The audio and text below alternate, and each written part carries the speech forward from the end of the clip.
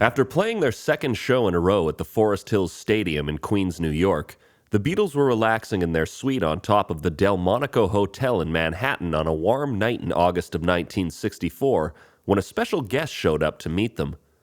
Although the Beatles were the biggest act in the entire world at the time, this man was somebody they respected deeply and were feeling the nerves as soon as word came to them that he'd arrived.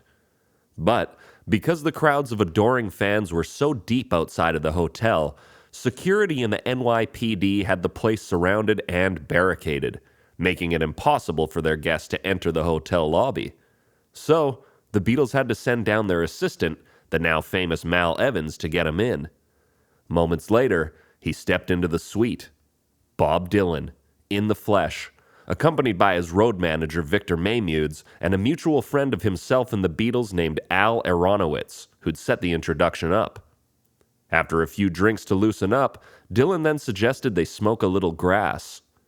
To this, the Beatles sheepishly admitted they didn't smoke marijuana, prompting Dylan to ask why the lyrics "I Get High" were repeated in their song "I Want to Hold Your Hand." Slightly embarrassed, John blushed and clarified the words were actually "I can't hide." Nevertheless, they agreed to smoke what Bob had brought. So, after rolling up a joint, everyone in the suite, which was the Beatles, plus their manager Brian and two roadies Mal and Neil, and their guests, Dylan, Victor, and Al, all headed into the bedroom as to avoid the police outside the door smelling the illegal substance once it was lit up. Once inside, Dylan lit the joint and passed it to John after taking a hit. But John's nerves got the best of him, so he anxiously passed it off to Ringo as soon as it was in his fingers, quipping to Bob that he was his royal taster. Ringo feared nothing, though. He began puffing away on the joint so much that Bob told his road manager to roll one more for each person in the room, seeing that the Beatles were clearly unaware of the puff-puff-pass tradition held in such high regards by smokers everywhere. Within 10 minutes, the room was filled with weed smoke and incredibly stoned rock stars.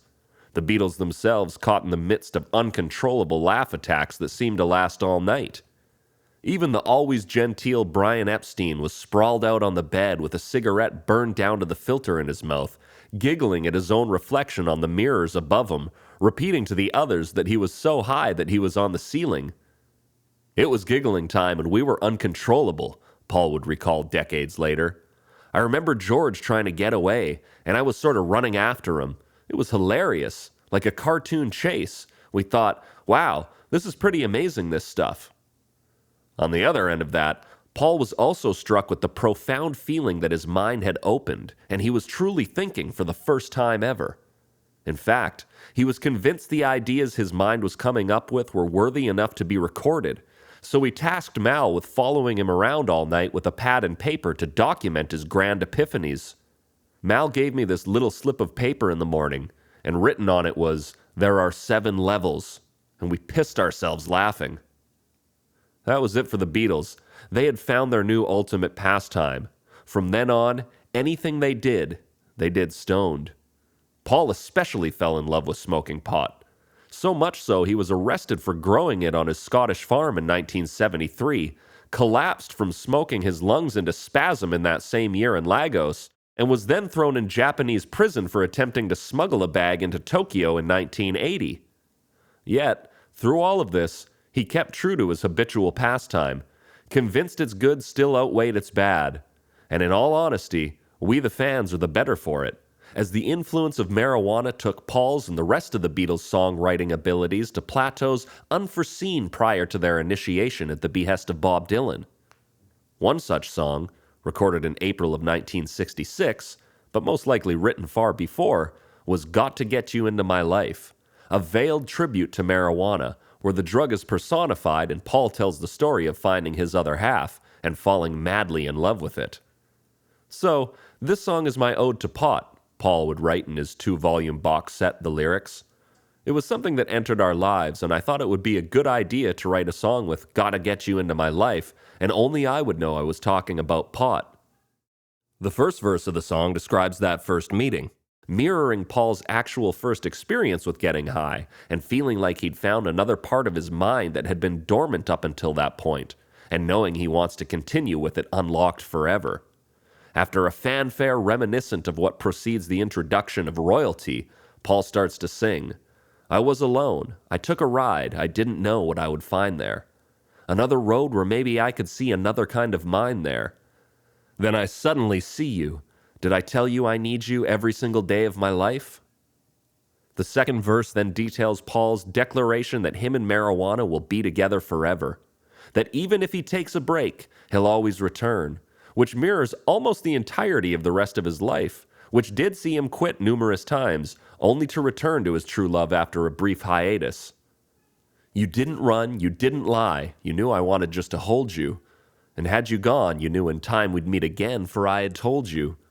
You were meant to be near me, and I want you to hear me say we'll be together every day. I've got to get you into my life. Words of a man completely smitten.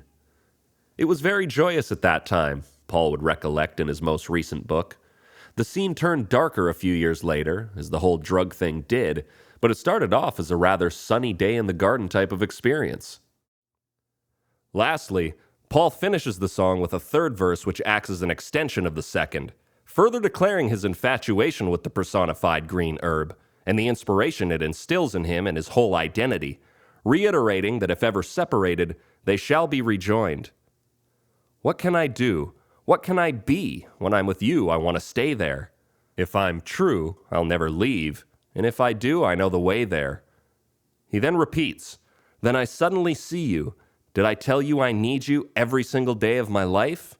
I've got to get you into my life. And there you have it. A love story if there ever was one. And now we know exactly what it was that Paul needed to get into his life. And thanks to Bob Dylan, he got it.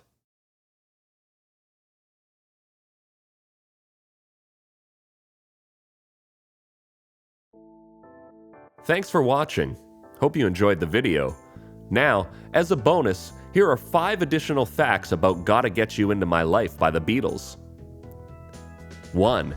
Aside from being an ode to marijuana, Gotta Get You Into My Life is also considered an homage to Motown, as Paul wrote it with the idea of having big brass peppered throughout the track, modeled after Berry Gordy's Sound Out of Detroit. 2. This was the first Beatles song to ever feature a horn section.